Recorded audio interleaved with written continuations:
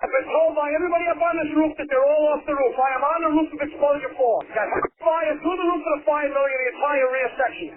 Now remember, given the payday, has he been accounted for? Okay. 610B.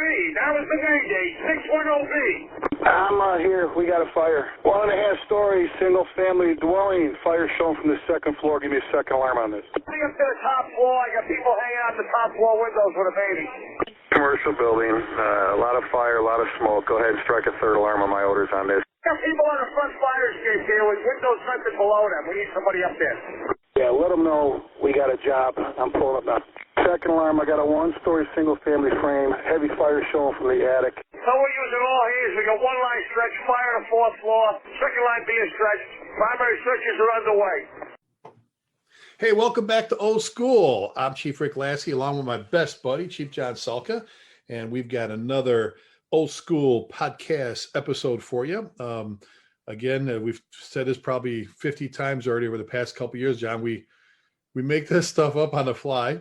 Talk about a topic, or for our listeners, we'll be somewhere, and John will look at me and go, that write that down. That's a good topic for an old school. So we end up with like 50 these things in a folder, and then they come up again. We're like, well, let's just knock one out. But other than that, real quick weather update, man. I know what it was like in the Poconos, John, at your other place, but how's it back home? It was beautiful all day. It was hot. It was a hot day. We worked around our yard all day long, and it was brutal. But anyway, and then we ended up getting thunder rolling in about 5 o'clock, and a big old heavy rainstorm came through, cooled everything off a little bit, washed everything down, and it's actually not too bad outside right now. But the day is over. I'm showered and changed. I'm going to watch the Yankee game a little bit and have something to eat and get ready for tomorrow. I wore my Yankee shirt the other night at Wichita West. We had our 4th of July. We had our meeting night last night, John, but for 4th of July, they bring the chief, Ryan Fetzer. I can tell you, Ryan's a great boss. I love working for him. I think you do. He brings everybody together. Everybody brings their families up there. It's like potluck. Everybody brings stuff in. I made a lasagna. We did some cooking out, and then afterwards, everybody does other fireworks and just a fun night. But man, they're getting whooped in the Pacific Northwest with the heat. I mean, it's, Coeur d'Alene used to get like 300-degree days with like 0.3% humidity. John, I'm telling you, Washington, British Columbia, Canada, I mean, 110, 100, it is just, And a tornado coming into Florida down there with that collapsed building. They're trying to get that done, and they got a hurricane coming in. So I can't complain about a little thunder and lightning in the afternoon. Hey, how about those guys in Miami down there, Metro? I mean, just awesome response. Tough work, man. And they're coming in from all over the country now. Virginia, and I think New York sent the task force down there. That is tough work. Well, and you did it. You did it on 9/11 and the weeks and months afterwards. But you and I have always talked before about how certain things affect the future. Here we are coming up on 20 years. And granted, it wasn't 210-story buildings with the other 5 buildings and the buildings around it, but that's a major collapse with 159 people missing at first. And the experience that they're using there was gained from New York City. Some of the stuff, and God bless them, because the guys down there are credible, just like your guys. Masks. They're all wearing masks the whole time. Nobody's breathing nothing in, which is good. So I'm telling you. So another time the fire service is absolutely incredible. So hats off to all those working in Florida. So John, here's an idea. Okay. I mentioned this to you the other day. Our good friend Jerry Wells, one of the battalion chiefs of Louisville, retired a little while back. He's still teaching, and he did an article based on something you talked about that we've talked about. I asked you to bring it up in class all the time. We talk about like those little things that make the big things, better, if you will. And you always tell the story, and I guess it'd be a perfect lead-in. He did the article called "Polishing the Brass," and I love that. I love that topic. And maybe we'll just call this one "Polishing the Brass." Maybe the little stuff that matters, because you and I teach sweating the small stuff, because it's the small stuff 99.9% of the time that gets us hurt and killed in our business. The little things that we don't have bosses, company officers that are watching, like you brought up all the times, like that company want to cross over the Bronx expressway and stuff to come to an accident. Those little things that you and I always sit there looking at a line of dude death and go, oh, what were they thinking? Oh my God. Because, that guy that wrote that book, Sweating the Small Stuff, Don't Sweat the Small Stuff, because it's all small stuff, may work for IBM and Treetop Apple Juice. But in our business, you don't check your air pack in the morning and you get turned around a house night, run out of air because it's half empty. That's a big deal. And you show up the baby not breathing call and your O2 cylinder is empty because the crew before you left it on accident, now it's empty. So we can go on and on. You don't change your batteries in your flashlight. You don't have a second pair of gloves in your pocket. I mean, all these little things that at the height of a fire could be the worst thing you ever did. Well, so the point here is, and I love when you tell that it's a great story about how the little things make so much, everything matters. I mean, it's just the little things make the big things go right, better, or more safely. Start things off here. Talk about, and I've asked you to tell the story 100 times in class. And help me refresh my memory. You were, I don't know how old you were in the fire service in the FDIY, but I think you had a captain that would make you polish the brass fittings, the brass couplings in a basket. I was a brand new guy, 21 years old, 34 engine in Midtown Manhattan. I wasn't thrilled about being there. It wasn't a real busy place. Matter of fact, I think it was, if I remember correctly, the slowest engine in Manhattan. It was very disappointing at the same time. I was very excited to be on the job. But anyway, every fly house, slow, busy, or otherwise, everybody's got a routine and things that are done all the time. And one of the things that was done there all the time was, you had to pull it was like the plastic milk boxes, pull a plastic milk box full of fittings out of the rear compartment of the engine, and you had to go through them. You had to wipe them down. Most of them were brass back then. It was the late 70s, and brass was still around.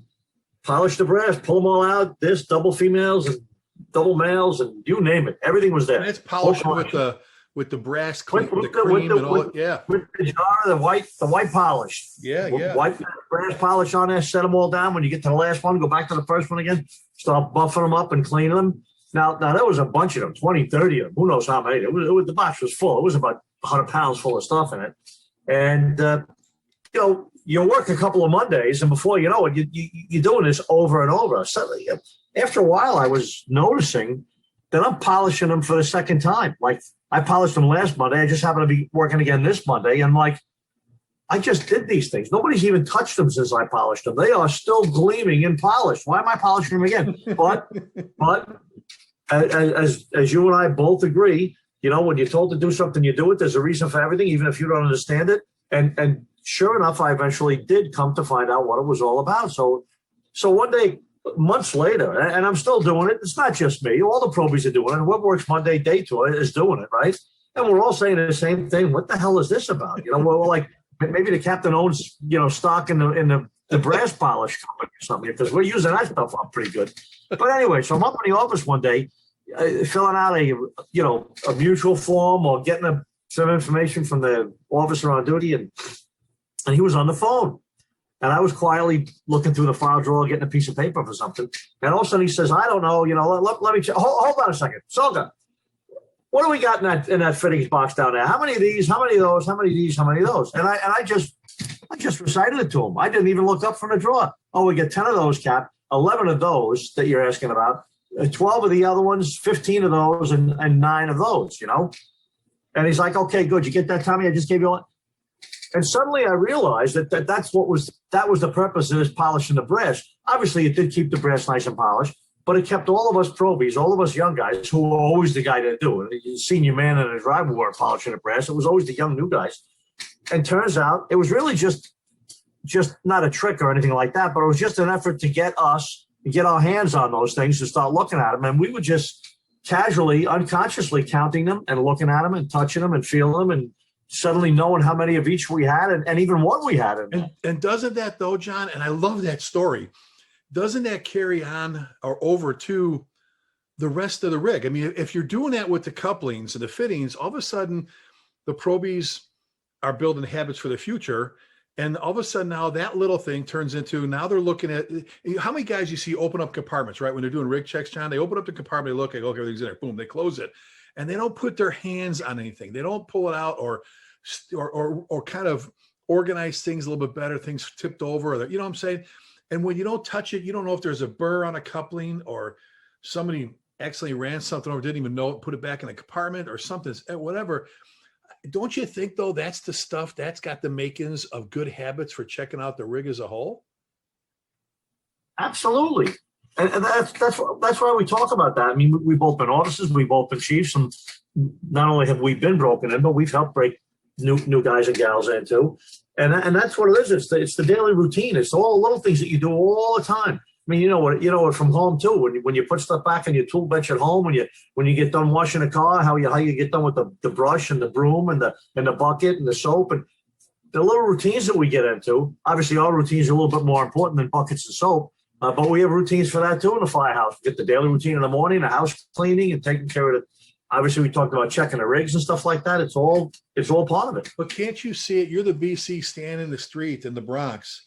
You're the battalion chief standing in the street, and 45 engine pull. I'm picking.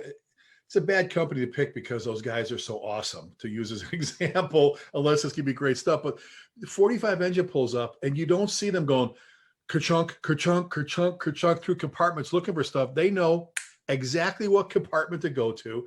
They know where everything's at. It's like they have X-ray vision. They know if something's missing off the rig, if a fitting's missing or something or whatever, because they check it all the time, like you said before. And it's like, John, watching guys with tools. There's a lot of departments that aren't 45 engine or 58 truck or 88 and 56, 48 and 88 and 38, that they don't put their hands on a Halligan every day. There's some guys that don't touch a Halligan for an entire shift or two because they don't go on any calls, alarms, or whatever. But the more you pick it up, right? The more you put your air pack on, you get better. It's that muscle memory. The purpose. That's the whole purpose. And we've talked about this before about checking the rig, in the FDNY. I'm out coming up on 10 years now, but every day of every shift in every company I ever worked in, the rig was checked every shift. And even though over the 33 years I was on a job, which is 43 years now, had I stayed on a job, the rigs were checked every single shift, every 0900, every 1800, the rigs are checked. Now, I'm not saying there's not a company somewhere that checked it in the morning and didn't check it in the evening, but none that I know of. And I'll tell you what, and even when you were doing mutuals, even if you were working a 24-hour shift, if you swapped some tours around and you were doing a day and a night together, you still checked the rig at 1800, even though you checked it at 900. Even though you checked it at 9 in the morning, you had one run during the day. At 1800, you checked that rig again like you just came to work, like you weren't there all day. And there's no discussion. Nobody has to be talked into it. Nobody has to be reminded. A shift change, and you and I both know from our travels, teaching, and everything else that there's places that check them every other day. There's places that check them once a week, and we always said, "Holy cow! I didn't check a rig once a week." Could you imagine all the things that can be wrong? All the gas tanks that can be empty, all the air bottles that can be low, all the fuel, all the water tanks that can be half full. So even little stuff like a rig check, which sounds so routine, is so important. And it's simple things like, and I know for some of the volunteers, it's hard to check them every day because you're not up there every day. But again, another thing we've talked about before, I remember when I was on Justice, I'd be heading home from softball games, heading home from bowling, heading from whatever. When I was a cop on duty, I'm coming home and the car would just turn into the firehouse. I'd go in and like whatever engine I was assigned, like I was for the longest time, I was engine 553, which was a 73 Mac. And I would get in there and I'd make sure all the compartments are closed, check everything, make sure it stops. Somebody leave the Cohersey switch on, the battery's dead or whatever. And I try to do it for Ryan, the chief here, once in a while. It's just a stop up there. Or if I know we're going to have a busy day, because he's up there filling ice chests, knowing if we're going to go on some wildland fires that get the water all iced down, so we're not worried about later, because the ice will last a couple 2 days in the cooler. It's all that little stuff of thinking ahead. And I remember you said I should do an article on. I should actually. When I did I took my CDL portion for the bus, the transit bus, right? And like half the people or better that take the practical, the pre-trip inspection, fail.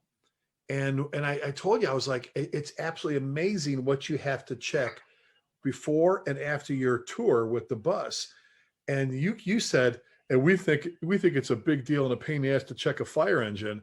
I'm like, try doing what we do with the bus, and we're not, I mean, it's amazing. You would think it's just a bus. It's unbelievable what you have to check to even get your CDL approved by, the DMV to be able to drive a public transit bus. yet there's that pumper, there's that rig that if you don't, and that's my thing, if you're not out there, if you're not pulling knobs once in a while, not knowing that maybe the discharge number 4 is hanging up, noticing little leaks, like you said, little things aren't, the wiper, you get a little dusty in the rain and the wiper is crap. Right, where's the stacked tips on that towel out of basket or on the deck pipe? Or I mean, the nozzle, the bail is really hot. I had a really hard time opening a nozzle. Well, because you didn't check the nozzle beginning of the shift. Otherwise, you would have said, "Wow, listen, look at this. We're gonna oil this up or soap it up or do whatever you're gonna do." I mean, it's just every little thing. What happened to this foam can? The foam can's half empty. Oh, they had a little foam job yesterday. I guess they didn't put a new can in. Yeah. All those little things are well. And you and I both believe, I mean, interrupt you, but you and I both believe in we're big checklist guys, just checklists to make sure everybody's doing stuff the same. And I'm going to bring up Wichita West again. The chief, Ryan, had, they're in a process. He's got everybody redoing the checklist. And Destiny Garcia, she's one of our lieutenants. She's a full-time firefighter with the Texas Forest Service, wildland firefighter. All hazards. They do all kinds of stuff. But anyway, she did incredible. Remember, I was asking you for examples of yours. She did an incredible job of this. So we're using this. And Joe Dillon, right, from down by you, by Rockland County, volley out there. He's in the Air Force here, staff sergeant. We're checking the rig. And remember, Jeff Bryant gave us, Amboy donated a whole bunch of equipment to us. And the very first compartment, after check the engine and all that stuff, all right, he's got the checklist. Open up. I look inside, I go, we're missing a double male. I already knew, it's just by looking, he goes, we're missing a double male. And now we're on this hunt to find out where, even though there was, another one in there and there's 2 double female, we knew there's 2 double females, 2 double males. There's, the 2.5, and then we've got the 1.5, and this, and the nozzle, the foam wrench, and the whole rope post tool, and all this different stuff, and I immediately went, we're missing a double male.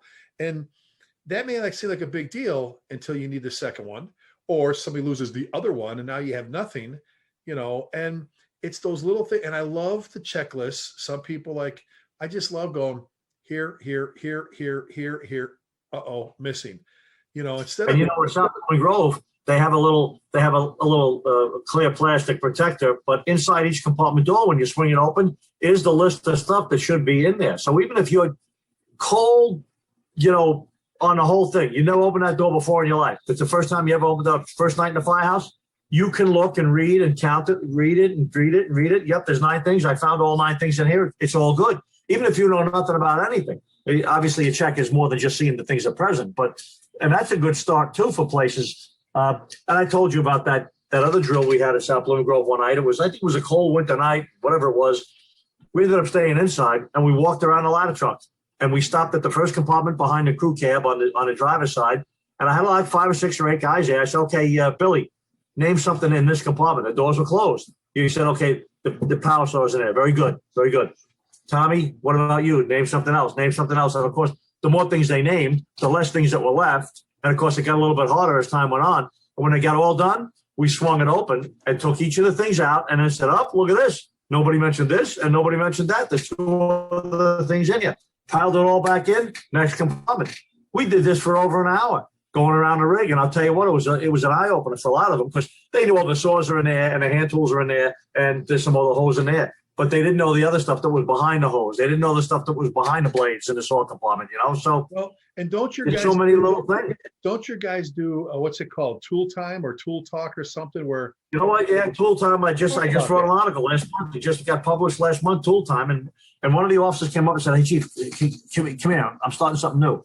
And he said, "When we get all done with drill, no matter what we're doing that night, whether we're watching a video, whether they're going out raising ladders." He said, we all come back in, and if everything's put back and ready to go, he said, okay, tool time, guys. I'm going to go grab something. Everybody scatters. So different rigs, different compartments, and everybody comes back with something. Portable radio, Halligan tool, a coupling, whatever it is. And then each guy, okay, tell me, what do you got? Well, I got the portable radio. It's got 16 channels. We always operate on channel 1. It's with the letter pouch or whatever. And he goes through his whole little spiel, and then guys ask him questions like, really? So is it what are the other channels? Are there designations for them? And does the remote mic, does that have the distress button on it as well? And is the distress button working on these radios? And then the next guy says, I got a Halligan. And he talks about it. Here's the adze, and here's the point, and here's the fork. I'm telling you what, they do it for another 30 minutes with about 5 or 6 guys. And it's a great, and then next week again, next week again, next week again. So each guy ends up at one point or another grabbing everything, and everybody else does as well. It's a really great, it was a great idea that the young lieutenant had. Oh, it's an awesome idea to have a little, kind of like when we talk about John Ashman, the training chief in Louisville, and he was the captain on truck 7 on the tower ladder. When he would do his roll call, I've talked about it, he's got 5 guys at his truck company, always 5, and they'd be standing at the back of the rig, like before their shift, standing around talking, drinking coffee. And I'm like, what are you guys doing? Well, he's going to come out, and there was always something laying on the floor. It could be your book. It could be a tool. It could be a policy. It could be whatever. And they know how many times we've talked about this on the show before, John. One of your favorite movies, Heartbreak Ridge, when they're trying to guess what T-shirt he's going to wear in the morning. They're standing around trying to guess. And so I come in the back door coming from a mutual aid call, and I go, hey, what's up, guys? We're talking. I go, what are you doing? Oh, we're waiting for Captain Ashman to come out. And there was an all-purpose hook, New York FDNY all-purpose hook laying on the floor. And I go, what's up? They go, well, all right, what do you think, Chief? Because we've already thought he's going to ask us about this. So we already talked about, the difference with the flat-sided tool on the roof hook versus the other one, and this, or the ad and the ram and the gas shut up, and it's bevel. And within 10 minutes, they had me like all paranoid. I'm like, oh, what do you think? What are we missing, guys? What are we missing? What's he going to ask us? And it's a little great routine. Yeah, a little. So I love the tool talk, tool time thing. But it goes. It's checking your rig, John, right? It's checking the tools, making sure they're wrapped, making sure that you look at them, that there's not rust and crap all over them, and sheetrock, or plaster and stuff. And it's like the saws. It's like the little things about the saws. I don't know why more fire departments, John, don't take advantage of the local steel or motor shop, saw shop, to go down there and go, let me talk to your mechanic. All right, tell me the little ins and outs of this thing. Because I had a guy a long time ago tell me, I don't understand why you're a firefighter. Stand on the apron with the saw going, when they're checking it. He goes, don't you want to put a load on that? You need to exercise it. Otherwise, it's going to conk out on you when it's idling. You got to get some wood, get a tree trunk, something, just to put, you don't have to wear your blades out, but every now and then you got to exercise the saw. And I went, I didn't know that. So, pretty much everybody's got a saw place or someone that works on saws around them, or small motors you can go and talk to them about. And that's a little thing, because, you said it. If you're not checking your saw every day or once a week or whatever, it depends on your volunteer place or whatever, you've seen the departments, they get to the call and they're over there going, brr, brr, brr, brr, trying to, like that, my Tommy Shavino, my saw story, whether he's watched those 2 guys trying to start this saw flooding it. I'm like, it's like the first time they ever put their hands on it.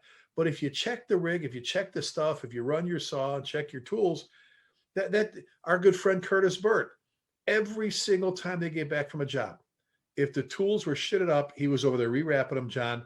He hated having screwed up tape around, the hand, when he would wrap the handles with the clothes. If it was all messed up from a fire, he had to redo it. Even if he just did the tape, he had to redo it.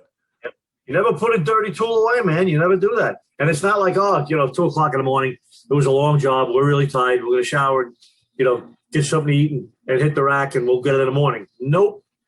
You never put a dirty tool away. If you've been up 3 hours for a fire, then you're going to be up 3.5 hours or 4 hours, and the rig's going to be done when you get done. Otherwise, this happens, that happens, this happens, that happens. Before you know it, you're walking out the door, there's dirty tools, there's either the fuel tank on the tool itself or the refueling can is half empty, or the dirty blade is on there. I mean, when I was in the squad, we had the chainsaw back then, the roof cutting chainsaw. Man, oh man, I'll tell you what, you cut with that for 10 minutes, you clean it for an hour and a half. I hated that saw. It was, there was so much more cleaning than there was, but it cut really well, and it was a great saw, So, and everybody knew that. Everybody knew when you were using a tool, you were going to be cleaning it, and it's just, there was never a discussion. That was the great part about it. Everybody knew the importance of everything and just took care of business. Well, and we've already talked about we're talking about polishing the brass, the little little stuff matters.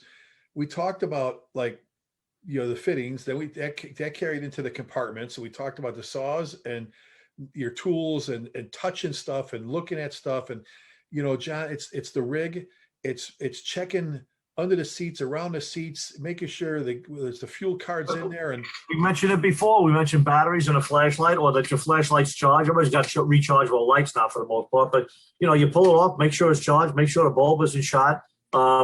even gloves. I can't think of anything more important for a working firefighter than gloves, right? You could be in the engine, you could be in a truck, you could be climbing ladders, you could be pulling hose. You got to have gloves. You drop one glove in the middle of a fight, in the middle of a battle, it's gone. You're not going to stop and pick it up. It's gone. Now you got one glove on. Nobody wants to burn or step on or cut their hands, man. I always had a second pair of gloves, and they were always in my pant pocket. So I could, even with the SCBA on, waist belt cinched up tight, I couldn't get into my pockets maybe, but I would always get into that leg pocket, that pant pocket, right? I always had a pair of gloves down there in case I dropped one or dropped the bolt or whatever it is might have happened, you know? Well, little stuff like that. Exactly. How about the firehouse? How many times we talked about you talked about the story about leaking water, and we're talking about the tread missing on a stair where somebody could trip. You and I, we talked about it. Actually, we did our hump day hangout where I talked about the fire station safety inspection form, and we did it, and we took about 5 different departments. This is a trophy club, and cherry picked from theirs. And I think it's incredible. And you do it, once a month. Once a month, you walk through. Now, the first time it takes you maybe 45 minutes to do it, maybe an hour. After that, you can whiz through it pretty quick and still be, good. And I'm saying skipping stuff, but it's addressing everything, John. Outside, little things like, I know the parks departments, one of their leading injuries in their parks are orbital injuries, eye injuries from tree branches. So they trim their trees off of sidewalks 7 feet high, 3 feet away from the sidewalks. It's little stuff like that, missing shingles, eye protection by the grinder, with the brush and the grinder side. You heard that story. Oh, remember that story with me when I was in Rescue 3? I was a young man in Rescue 3, and I was not paying attention. I didn't have goggles on or anything, and I was cleaning. I remember specifically, I was cleaning an axe, had some tar on it, on the wire wheel, and all of a sudden, boom! I got hit in the eye with something. I don't know what it was. I put my hand up there, and I could feel the single metal piece off of the wire wheel stuck in my eyeball. It was literally sticking straight out of my eyeball. I put the tool down. I walked up the steps to the bathroom, and now I'm looking into it. My other eye's fine. My eye that's injured is watering like mad, and I just grabbed it and popped it out. To this day, I've never had any damage. It must have just stuck in barely, but that could have been the end of a career right there. That could have been the end of my career.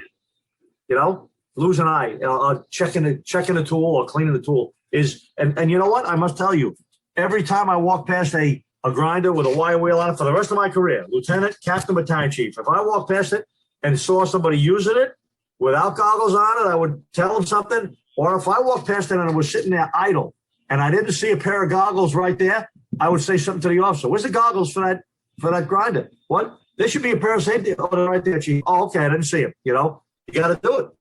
Oh, it's and I'll offer it again at the end of this episode, John. I always give you our emails. Email me. I'll email you the form. You can change it however you want, but and I don't even take up your time to tell you everything it covers. It's not just a fire inspection form. That stuff's in there. It's at everything. Check out the whole firehouse. I mean, from mold to everything else, and it's once a month. You sign off. Your officer signs off. The other 2 house captains sign off. Or leading officers. That way, all 3 shifts see it, and it's amazing to see how much of the little stuff gets repaired and fixed when 3 sets of eyes, 3 different shifts lay their hands on. So, again, it's checking the firehouse. How about John, uniforms, little things we've talked about. And don't send us the hate email if you're an officer, but if you don't know how to put your collar pins on, if you don't know which direction they should be facing, the trumpets or your axes or whatever you wear, or where they should be placed on your Class A, blouse. You know what I'm saying, John? I'm always like, so what else do you not know? If you don't even know how to put your uniform together, little things like that, how the insignia should be, stuck and fastened on your uniform. I'm wondering, what else are you not dialed in with, and that's just simple uniform stuff, right? Absolutely. It's those things are, and we can actually, a conversation can get to even smaller issues, and they're all very important, and some people don't think they're important, but every little thing matters to different people at different times. Well, I scribbled down as you were talking before. I scribbled down a couple notes about the one. You and I always talk. Every day is a training day, and and you don't have to always have. It's nice to have that good, solid, good topic, takes a little while drill, but there's those 5-minute little Billy G puts them at Firefighter Close Calls, those quick drills, the company quick drills, little 5-minute topics. You sit at the kitchen table or at the tailboard of the engine, little 5-minute tidbits, stuff like, how do you know, somebody hands you a nozzle inside a bill, you're relieving a crew and you can't really see, visibility is poor. Before you open up the nozzle, how do you tell if the nozzle is in a straight stream or fog mode? If it's a fog nozzle, and you stick your fingers in the end, your glove, you can tell if it's flush, it's in the fog pattern. If you can stick just the first digits, your finger in the front, which you can with a gloved hand, all those little things that you learn that you kind of forget. I remember John Keenan, who was a friend of mine. He used to work with me when I was running the fire command training, teaching guys promotional test techniques and things. He was one of my instructors, and he gave a class one day about the sounds. You're listening to the stream. You can hear a splattering. That's a brick wall. You can hear a drumming. That's hitting a sheetrock wall. You move across, you hear a splattering, and all of a sudden the sound stops. You hit an opening. It's going through a doorway now or a window. All different stuff like that, just from the sound of the stream. Never thought of it before until I heard him say that. It was like enlightened me, Oh, and it took seconds for you to mention that, and somebody's going to listen to this show and they're going to be going, just like you did. Holy crap, Batman, that makes sense. I'm listening. Yep. I used to listen for the windows when we used to try. We had good, not a smooth bore, but we had that 100+ PSI nozzle going, and we're laying and getting we want to vent a window without having to crawl up there, and just dial the straight stream, and you drag it across the wall, and you can hear it when it hit the window. And a lot of times you could bust if you hit the center of the window. You could crack that glass, bust it, and all of a sudden now you're laying on your side. You didn't even get in the room yet, and you're able to do that stuff. But John, it's the little stuff is like I mentioned. I wrote down like pre-plans and BIs, building inspections, and I know we've talked about it a bunch of times about how things changed the FDNY when it came to BIs because of the Deutsch building fire, some other things. But a lot of people think pre-plans and building inspections are a pain in the ass and all that. And you've heard me say it. Firefighters who get it, that whole so-and-so gets it, those who get it understand the history of the fire service, why we're where we're at today, and they'll never, ever, ever, ever, ever, as you would say, did I say ever? They never, ever complain about fire inspections, pre-plans, or rig checks. I used to say training, but you and I both love training. But seriously, the good officers, the good firefighters, and it took Jack McCassin, I remember 1985, John, to change me. But he sat me down and explained what it was. I haven't complained about a fire inspection, pre-plan, or rig checks since that day because I get it now. And it was a 5-minute little talk about, Ricky, come here. I love your passion, kid. I love your God. If you're not here at the part-time place, you're a captain and you're paramedic and training guy, you're at your valley place, you're lieutenant and a training guy, and you're at your career place on a truck and you're training, you teach in paramedic school, classes, and you're teaching at the academy, the state academy, but you still don't get it, kid. I'm like, no, Chief, I get it. I'm one of the guys. Look at you. I work 3 different places, 3 different fire departments, and I still teach paramedic, still teach it. He goes, yeah, but you don't get it. There's people that love what they do, but don't know why they love it. And I'll never forget that, John. And it's little things like understanding why a pre-plan or building inspections. And the last couple of things I wrote down I want you to touch on is, and you already mentioned it when you ran a promotional study school, okay? Studying. We talk about, read something about this job every day, right? Read an article. Nowadays, we've said this before, you have to work hard to be not interested in this job. In the old days, John, remember you read Firehouse, you read Fire Engineering, maybe Fire Chiefs, Chief or the Chief, the magazine, and that was it. And you'd go to a class, you'd see John Salka, John Norman, or whatever. There was no internet. There was no web, no internet. There were no podcasts. There were no webinars. There were nothing. You either went to a class or read a magazine or a book, and the books were few and far between. Now you actually have to work hard. You have to work your ass off to not be interested in this job. Yep. So what does that tell you about a guy, John? When somebody's demonstrating they're not interested, I used to say, they don't give a shit. I'm sitting there going, now, holy cow. In my mind right away, buddy, I'm going, the work and effort they put into not being interested in the job is phenomenal, isn't it? Yes. And it's so easy now. Like I even tell guys, you don't have to spend a penny.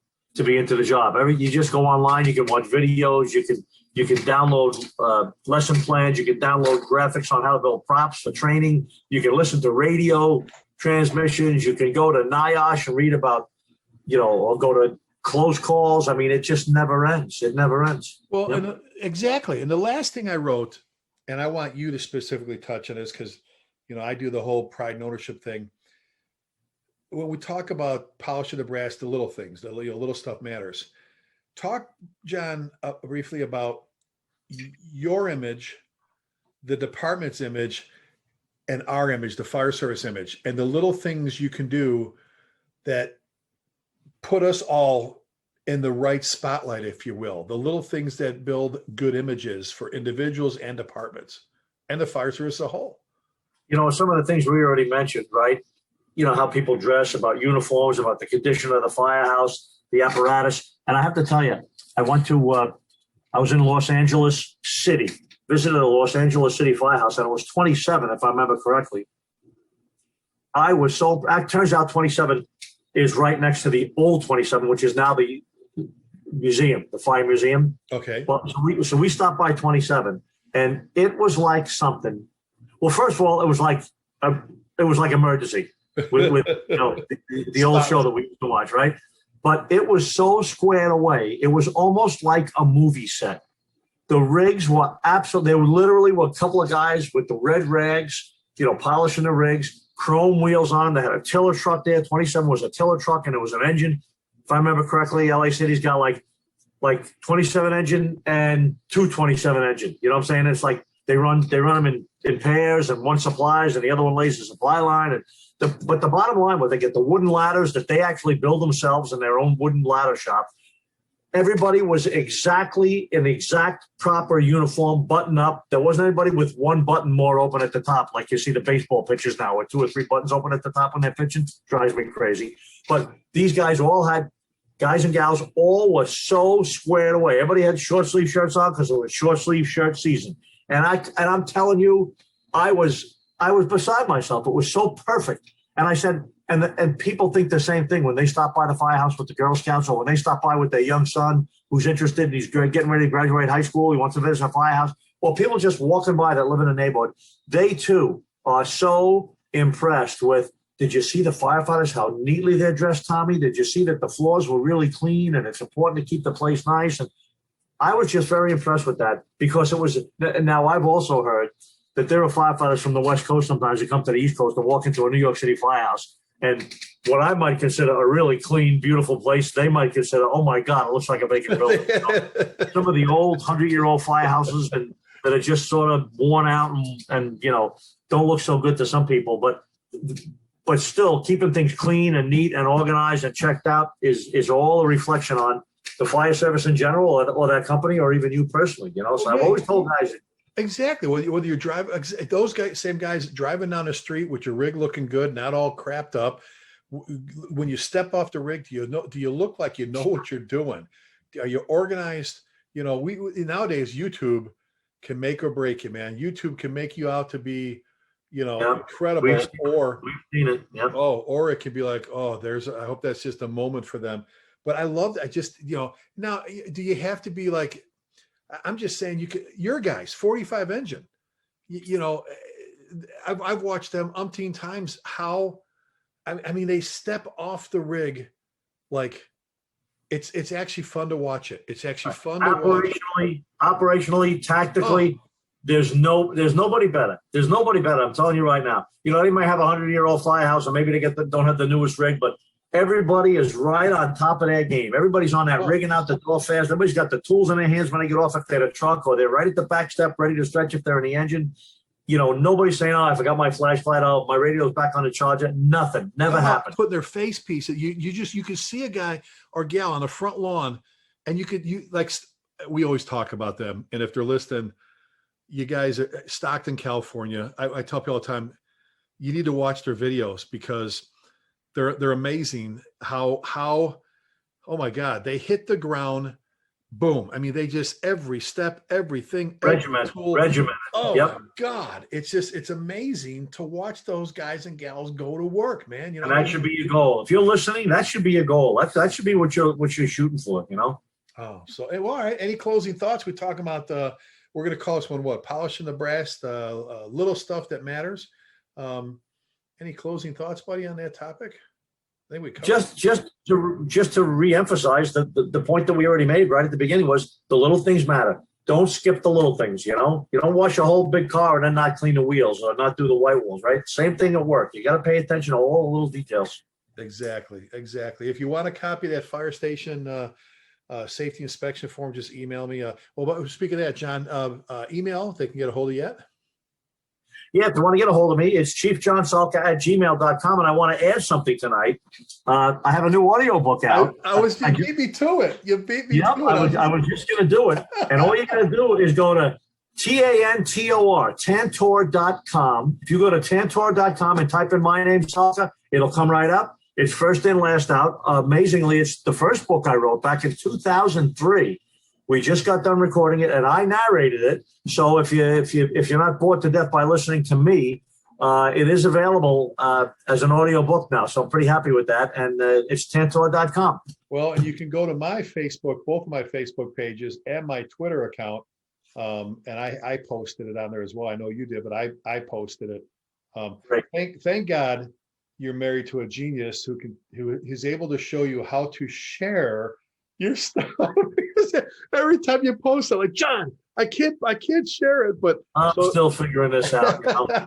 So if you're looking for that, go to where John said his site, or like go to our Facebook stuff or Twitter. I don't mind. I have it on both my Facebook page and my Twitter account. You can find John's audio book. But yeah, you beat me to it. So hey, if you're looking to get a hold of me, it's chieflasky@gmail.com. And I know this will be a show that's dated later on, but it's not right now. FDIC's next month in August. John and I are there the whole week with the whole cast of characters as usual there. And next year we'll be back in April, but we hope to see you there. And that's it. We ask you every time we do one of these shows or we do the command post, even our hump day hangouts, that we ask that you keep the men and women in our armed forces in your thoughts and prayers. And also right now, our brothers and sisters in blue, the law enforcement side, need our support as well. So with that, we appreciate you tuning in and listening. Spread the word about Old School. We love you. Be careful. God bless you. We'll see you next time.